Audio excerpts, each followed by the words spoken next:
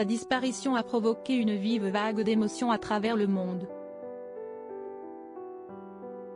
Lisa Marie Presley est décédée à l'âge de 54 ans jeudi 12 décembre 2023 des suites d'une crise cardiaque, quelques heures seulement après une apparition où elle semblait déboussolée et confuse lors de la dernière édition des Golden Globes, cérémonie durant laquelle le film Elvis, narrant la vie de son père, était en lice. Des derniers instants au cours desquels la chanteuse était particulièrement triste. L'ancienne femme du king of pop Michael Jackson ou encore du célèbre acteur américain Nicolas Cage, entre autres, pourrait être morte à cause d'une addiction aux médicaments et aux gaz hilarants, selon plusieurs sources concordantes. Elle laisse derrière elle deux jumelles, Finlay et Harper, qu'elle avait eues en 2008 avec son ex-mari Michael Lockwood, ainsi que sa fille Riley Keough, issue de son union avec Danny Keough. Si les hommages se sont multipliés depuis l'annonce de sa mort, une ultime cérémonie sera organisée pour célébrer la mémoire de Lisa Marie Presley.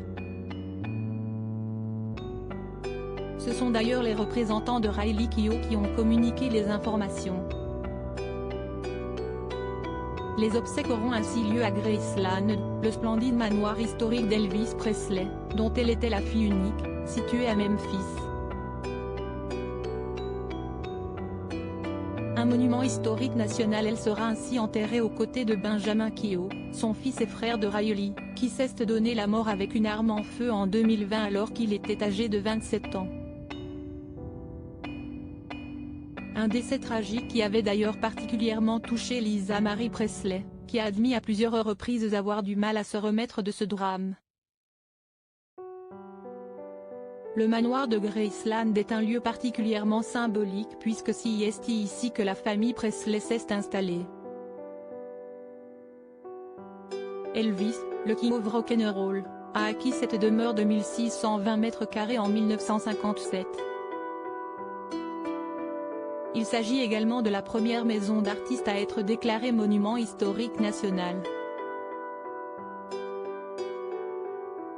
Lisa Marie Presley a vécu durant son enfance et en a hérité au moment de la mort de son père, tout comme plusieurs millions de dollars qu'elle a perdus au fil des ans. Si elle n'y vivait pas durant l'année, elle avait tout de même pris l'habitude d'y retourner régulièrement pour rendre hommage à la mémoire d'Elvis Presley depuis son décès précoce, le 16 août 1977, à l'âge de 42 ans. Finlay, Harper et Riley, les trois filles de Lisa Marie Presley héritent à leur tour du manoir de Graceland.